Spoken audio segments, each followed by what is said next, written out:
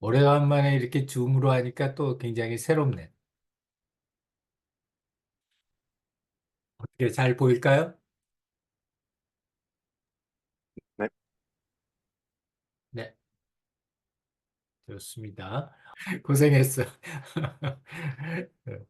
자, 이제 새 세션. 자, 우리 이제 오늘 시작이에요. 뭐의 시작이냐면은, 지난 시간까지는 HCI에 대한 기본적인 이해를 위해서 챕터 1에서 우리가 전체적인 인트로덕션을 했고, 챕터 2에서 경험이라고 하는 게 뭐다 하는 거에 대한 이야기를 했어요.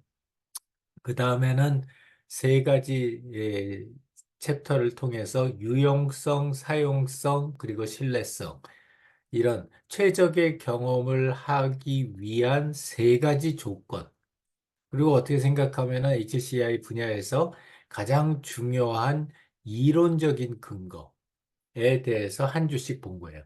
그래서 이제 지금까지 요 전주까지가 HCI의 이론이라고 생각하면 돼요. theory라고 생각하면 되고. 그러면 이제 오늘서부터 할 거는 뭐냐면은 메서돌로지예요. 방법론이에요.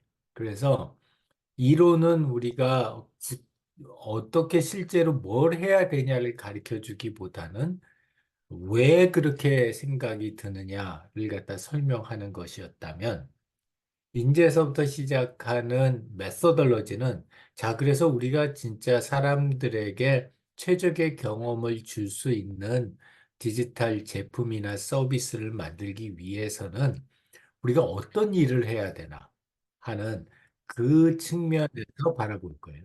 그러니까 조금 더 구체화된다고 볼 수 있죠. 앞에서 얘기했던 거에 비해서 조금 더 구체화된 내용이다라고 볼 수가 있고요. 그래서 이런 방법론에서는 크게 파트를 보면은 제일 먼저 분석, as is에 대한 분석, 현재 상태에 대한 분석을 하고 두 번째 파트로 우리가 어떤 제품이나 서비스를 만들겠다라는 기획, 프로덕트 기획을 하고 그 다음에 그 기획된 내용을 구체화시켜서 시스템의 설계로 바꾸는 설계 파트를 해요. 그 다음에 이제 개발이 있고 개발이 끝난 다음에 평가를 해요. 그래서 이렇게 분석, 기획, 설계, 개발, 평가. 이렇게 다섯 단계가 있는 게 우리 HCI에서 말하는 기본적인 HCI 방법론이다라는 거예요. 이렇게 다섯 단계가 있는데 그중에서 이제 우리가 오늘 처음 할 거는 이 분석 단계예요. as is. 현재가 어떤 상태이지? 라는 걸 갖다 이해하기 위한 게 분석 단계고 이 분석 단계에는 크게 세 가지를 분석을 해요. 첫 번째는 오늘 우리가 이야기할 이해관계자 분석 또는 그냥 관계자 분석 이렇게 얘기하는 사람에 대한 분석이 있고 두 번째는 과업 분석이라고 해서 그래서 그 사람들이 어떤 일을 하고 있지? 왜 그 일을 하고 있지?를 분석하는 과업 분석의 단계가 있고, 세 번째는 그 사람들이 그걸 어떤 맥락에서, 어떤 환경에서 그런 일을 하고 있지? 라고 하는 걸 알아보는 맥락 분석. 이렇게 세 가지 단계가 모여져서 우리가 분석이라고 하는 파트를 갖다 이루고 있어요. 그래서 이번 주에 우리가 관계자 분석을 하고, 다음 주에 과업 분석을 하고, 그 다음 주에 맥락 분석을 하게 되면 분석 파트를 갖다 우리가 다 훑어보길 수 있게 돼요. 그리고 근데 이제 한 가지 먼저 이야기하고 싶은 거는 우리가 수업을 진행한다는 입장에서 관계자 분석을 먼저 하고 과업 분석을 하고 환경 분석을 하지만 실제로 현업에서 이게 이루어질 때에는 꼭 그 순서대로 이루어지지는 않아요. 그렇기 때문에 순서는 상관이 없다. 우리가 환경 분석을 먼저 하고 사용자 분석을 하고 과업 분석을 할 수도 있고 반대로 과업 분석을 먼저 하고, 그 다음에 맥락 분석을 하고, 그 다음에 관계자 분석을 할 수도 있어요. 그래서 첫 번째, 순서는 안 중요하다. 두 번째, 또 중요한 거는 이게 한 번 해가지고 다 끝나는 그런 게 아니라 이게 매번 반복해서 이루어지는 그런 상황이다라는 게 두 번째 중요하게 강조하고 싶은 거예요. 다만 우리는 한 학기 동안 개론 수업이기 때문에 이걸 전부 다 여러분들한테 경험해 보기 위해서 한 번씩만 하고 돌아가지만 실제 현업에서는 이게 돌아가면서 여러 번 반복을 한다. 그리고 실제 현업에서는 사실 여러분들이 지금 한 학기에 하는 것처럼 이렇게 체계적으로 매 스텝을 다 밟아가면서 하지도 못해요. 이거는 어디까지나 여러분들한테 원칙적으로는 이런 수순을 거쳐서 이렇게 진행되어야 한다라는 걸 갖다가 알려주기 위해서 이 각각의 스텝을 이야기하는 것뿐이지. 이제 실제로 현업에 가면 뭐 분석 일주일 만에 끝내고 기획 건너뛰고 설계 한 2주 한 다음에 바로 이제 시스템 정의서 화면 정의서라는 게 나와서 그거 가지고 바로 개발에 들어가는 것도 허다해요. 그렇지만 우리가 그렇게 하지 않고 좀 더 원칙적인 이 방법에 대해서 배우고 있는 이유는 이제 나중에 여러분들이 현업에 취업을 하거나 또는 여러분들 스타트업을 만들었었을 때 이게 FM이 어떤 방식이고 그 중에서 우리가 뭐를 취사 선택해서 사용할 거다 하는 거를 여러분들이 알고 활용할 수 있게 하여 주기 위해서 이렇게 진행을 갖다 한다라는 걸 먼저 이야기를 할게요. 자, 그래서 이해관계자 분석에 대해서 먼저 이야기를 나누자면은 이해관계자 분석이라고 하는 거는 하나의 제품이나 서비스에 대해서 서로 영향을 주고받는 다양한 집단이나 개인들. 이제 여기서 과거나 지금까지 더 자주 사용하는 용어는 사용자 분석이라는 용어예요. 그래서 영어로는 user analysis라고 이야기를 해요. 그래서 사용자 분석이라고 하는 얘기를 갖다 하는데 이제 우리가 HCI 3.0이 되면서 그 사용자 분석이라는 말 대신에 관계자 분석이라는 말로 바꿨어요. 이제 그 이유는 이 실제 제품이나 서비스의 사용 경험에 영향을 미치는 사람들이 너무 많은 거예요. 그렇기 때문에 우리가 딱 사용자 한 명만 데리고서 분석을 하다 보면은 전체적인 구도를 이해하기 힘든 그런 상태가 되기 때문에 우리가 이 관계자 분석이라고 하는 걸 통해서 큰 그림을 먼저 이해하고 그 다음에 각각의 사용자 또 주사용자, 부사용자를 이해하자. 그런 차원에서 우리가 이해관계자 분석이라고 하는 분석을 갖다 시작을 갖다 하고요.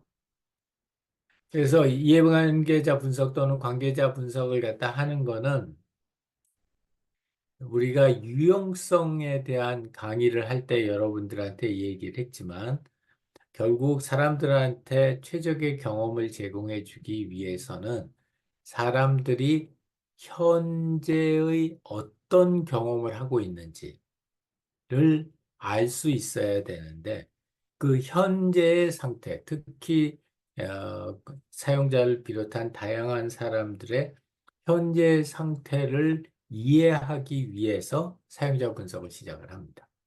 그래서 관계자 분석을 할 때에는 그 문제 공간에서의 시초 상태를 분석하기 위해서 이런 것을 진행을 하고요.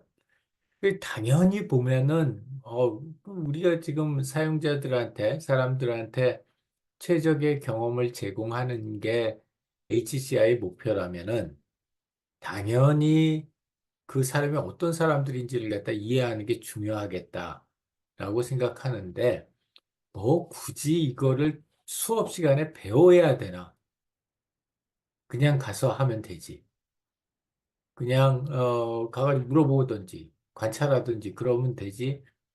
굳이 굳이 이걸 우리가 한 시간 동안 내내 강의를 들으면서 또 한 일주일 동안 좀 있으면 이제 우리 프로젝트가 제일 이 강의 자료 마지막에 있는데 굳이 그걸 프로젝트로 해야 될까? 자, 혹시 여러분들은 어떻게 생각해요? 굳이 내가 우리가 만들려고 하는 시스템에 대해서 사용자를 굳이 분석해야 할 이유가 있을까요? 나 다 알고 있는 것 같은데 굳이 분석 안 하더라도 어떻게 생각해요?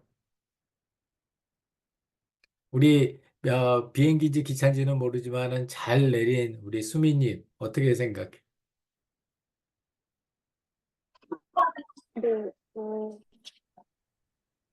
아무래도 저희가 어플을 이제 막 들리세요, 혹시? 네, 잘 들려요. 네. 어, 저희가 만드는 어플들이 사용자 위주로 구성이 되어 있으니까 적어도 그래도 사용자 분석이 필요하다고 생각합니다. 음, 음. 우리가 그 사람들 갖다 잘 이해한다는 것 자체가 그냥 단순하게 아는 것 이상의 훨씬 더 많은 점들을 갖다 필요로 할 거다. 나도 그렇게 생각을 합니다. 또 다른 사람들은?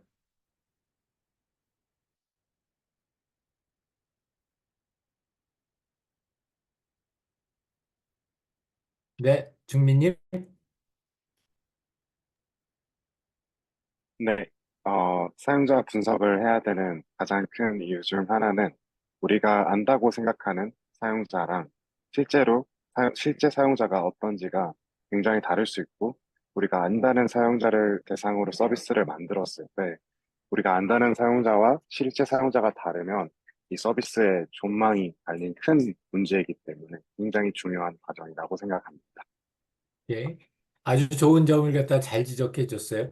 혹시 우리가 아는 사용자하고, 알고 있다고 생각하는 사용자하고, 실제 사용자가 굉장히 다른 경우가 많이 있을까요?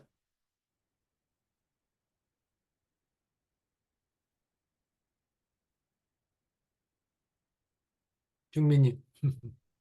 네, 네. 많이 있다고 생각합니다. 음, 저희가 어,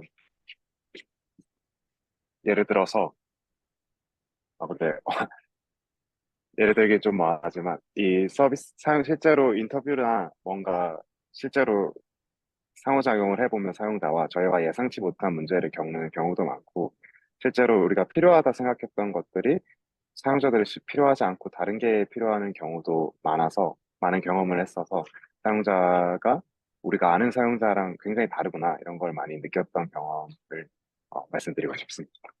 네, 좋습니다. 여러분들이 아마 깜짝깜짝 놀랄 거예요. 실제로 가가지고 관계자 분석을 갖다 하다 보면 여러분들이 알고 있다고 생각하는 관계자하고 실제 관계자가 굉장히 다르구나 하는 걸 갖다가 많이 느낄 수 있어요.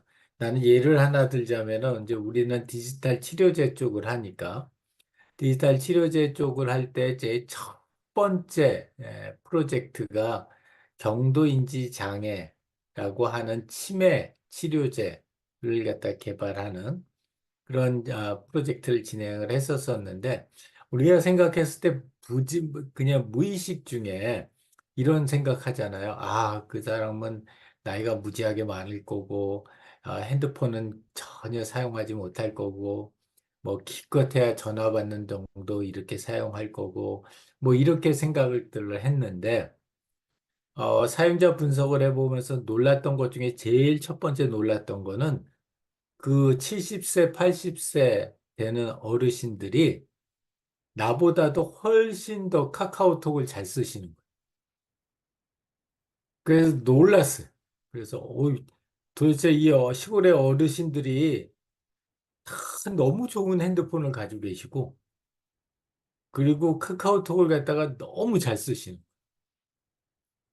그래서 한번 여쭤봤어요. 도대체 이 비싼 핸드폰을 왜 사셨냐? 그리고 그걸 갖다 어떻게 이렇게 잘 쓰시냐? 라고 물어봤더니 첫 번째, 전혀 예측 못했던 건데, 우리 시골이나 이런 동네에서 어르신들 사이에서는 그 핸드폰을 최신 기종을 가지고 있느냐 아니냐가 본인들의 자식이 효자냐 효자가 아니냐를 결정하는. 그러니까 이 딱 가서 뭐 나는 S 뭐뭐야 그러면 나는 A 뭐뭐야 이러면은 벌써 그 A 사준 저 자식은 이게 불효자인 거야. 그러니까 어마어마하게 다들 탑 라인에 있는 핸드폰을 갖다 쓰시고, 그 다음에 두 번째는 이 어르신들이 다 손주들을 엄청 보고 싶으신데 그 손주들이 다 도시 나가서 사니까 손주를 볼 수 있는 유일한 방법이 뭐냐면 카카오톡을 해가지고 영상을 받아보거나 사진을 받아보시는. 그러다 보니까 그 핸드폰 메모리가 엄청 많이 쌓이는 게 애들 영상 찍으면은 뭐 알잖아요. 그 사이즈가 이제 크니까. 그래가지고 그렇게들 그 영상도 잘 쓰시고 그 다음에 이 핸드폰도 좋은 거 가지고 계시더라고. 그런 것처럼 우리가 알고 있다고 생각하는 사용자 또는 관계자들과 실제 사용자 관계자들은 굉장히 다르다. 라는 걸 갖다가 많이 했습니다.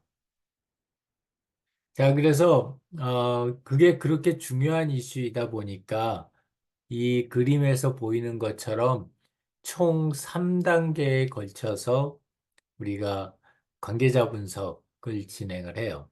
그래서 이제 첫 번째 단계는 분석을 준비하는 단계, 두 번째는 사회 기술 모형이라고 하는 것을 만드는 단계, 그 다음에 세 번째는 퍼소나를 만드는 단계. 이렇게 해서 이제 3단계로 나눠지는데 아마 여러분들 중에 많은 사람들이 퍼소나 만드는 거에 대해서는 이미 여러 번 들었을 거예요. 근데 그것도 잘 못 이해되는 경우가 상당히 많이 있는데, 이 사회기술 모형이라고 하는 거는 조금 낯설은 거일 수 있어요.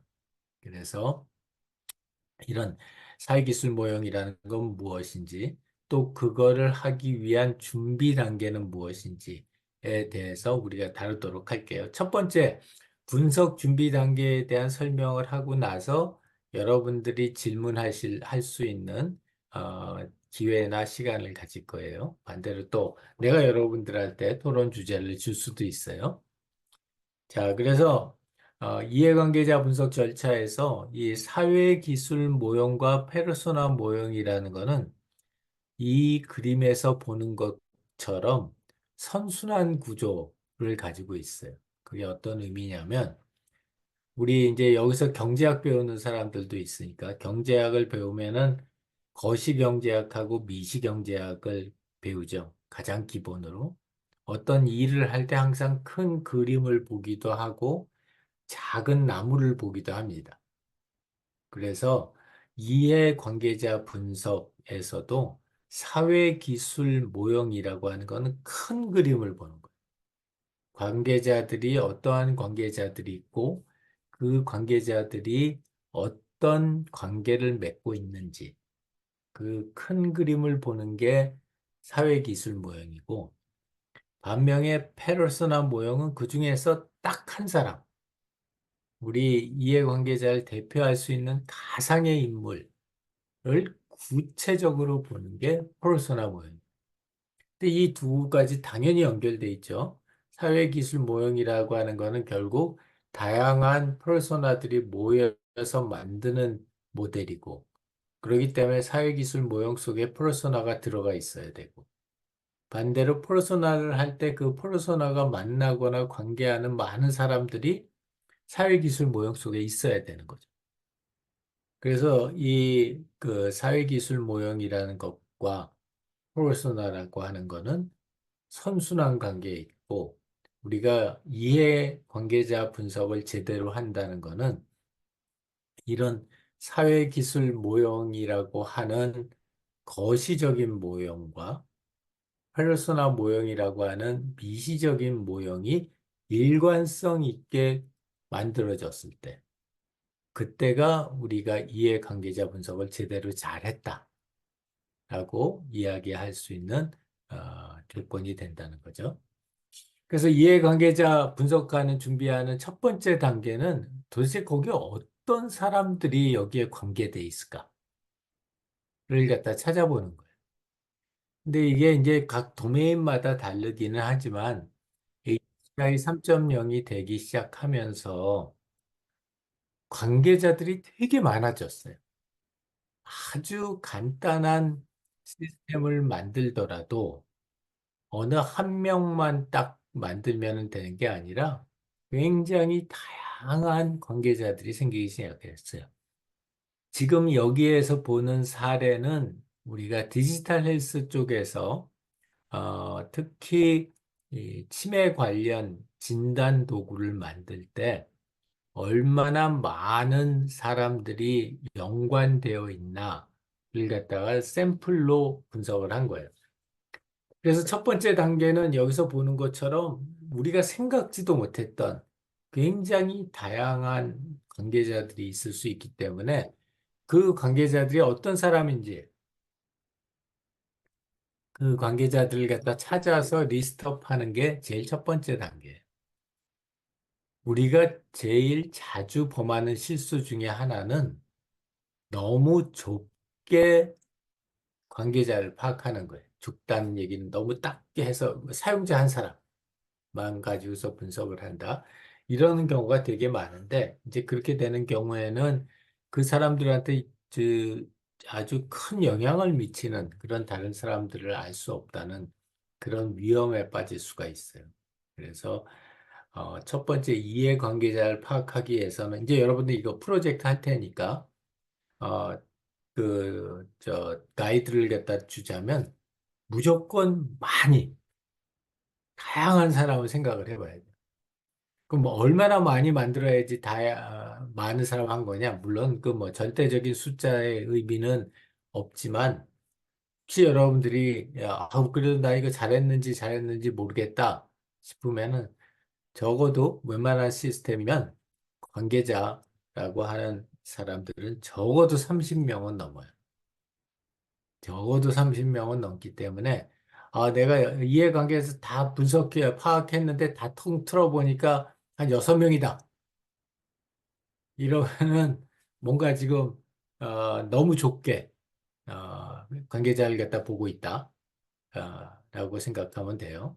그렇다고 막 뭐 100명, 200명 이렇게 실제 프로젝트, 예를 들어서 삼성전자 같은 데서 새로운 핸드폰 만들거나 현대자동차 같은 데에서 새로운 자동차 만들거나 그럴 때는 물론 수백 명, 수천 명, 심지어는 수천 명까지도 관계자 분석을 합니다. 그렇지만 이제 여러분들이 웬만한 시스템, 특히 이제 여러분들이 스타트업을 하겠다. 그래서 웬만한 시스템일 경우에는 적어도 30명 이상, 100명 넘어갈 필요는 없는 것 같아요. 경험상.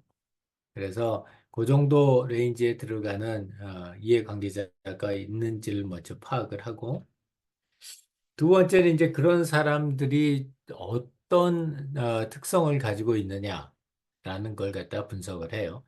보통들 예전에는 많이 했던 방법이 주 사용자하고 부사용자를 구별하는 거예요. 그래서 주 사용자라고 하는 건 실제적으로 본인의 그 사용 목적이 해당 시스템의 목적과 가장 일치하는 사람. 예를 들어서 우리가 ADHD 치료제다. 그러면 ADHD의 환자가 주 사용자가 되겠죠. 그리고 이제 부사용자는 굉장히 많지만 부사용자 중에 가장 뭐 예를 들어서 아까 그 ADHD 치료제 같은 경우에는 뭐 ADHD 아동을 키우는 부모 또는 그 아동을 치료하는 의료기관 또는 그 아동의 교육을 담당하는 학교 선생님 이런 분들이 다 이 관계자 중에서 부사용자가 되겠죠. 그래서 주사용자하고 부사용자의 특성 이런 걸 갖다 분석을 하고요. 그다음에 이제 세 번째는 과연 어떤 영향을 서로 주고받을까? 관계자들이. 그래서 어떤 영향이라는 게 있을까? 특히 이제 디지털 헬스 쪽을 갖다 보게 되면은 임상적인 영향이라는 거는 뭐냐면은 어떤 특정 환자의 그 질환이 치료되거나 완화되는 거죠.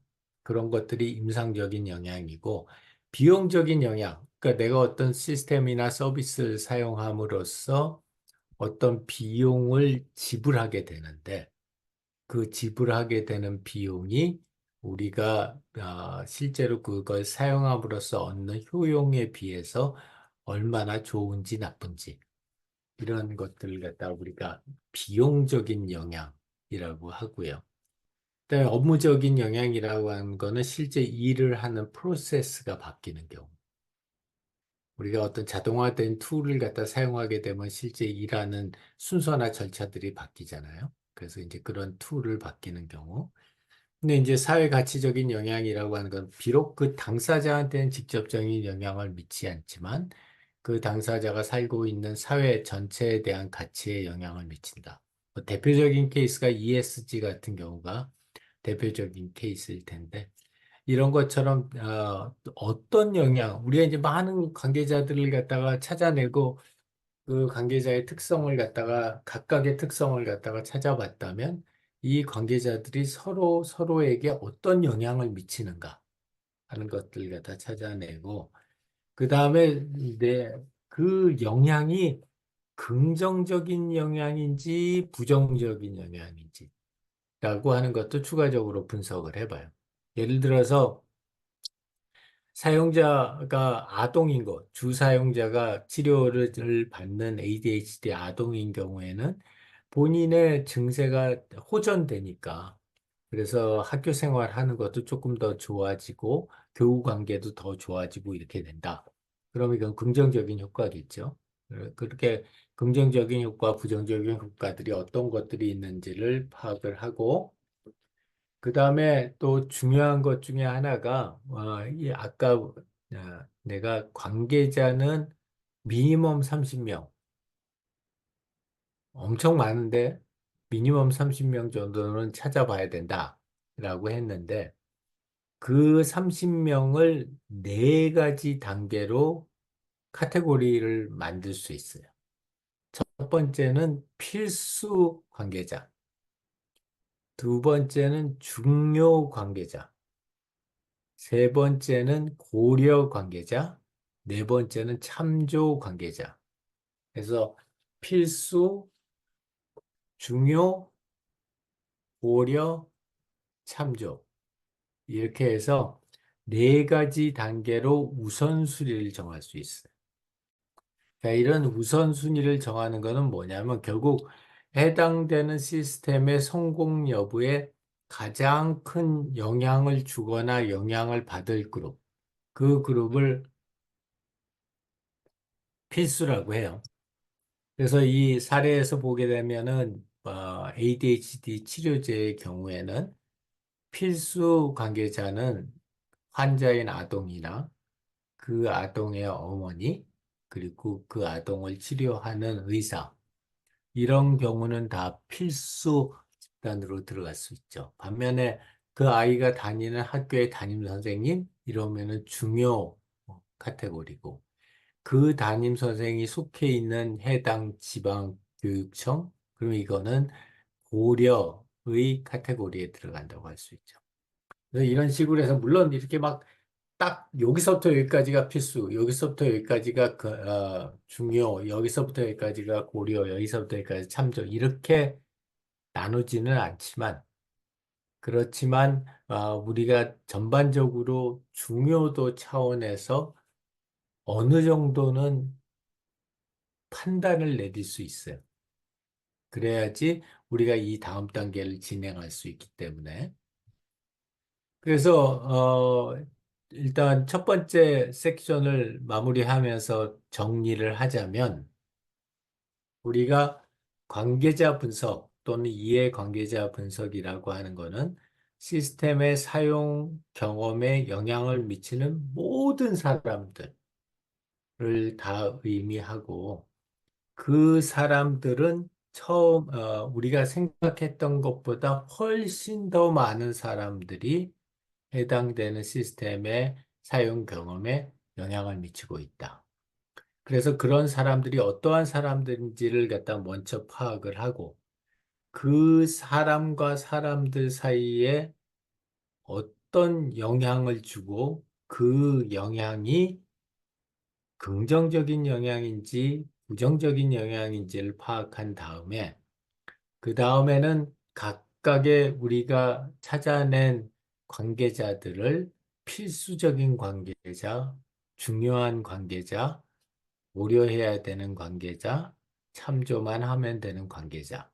이렇게 네 가지 단계로 구분을 해서 이 다음에 나올 사회기술 모형과 퍼소나 모형을 진행하기 위한 준비를 하는 것. 이게 첫 번째 단계예요. 이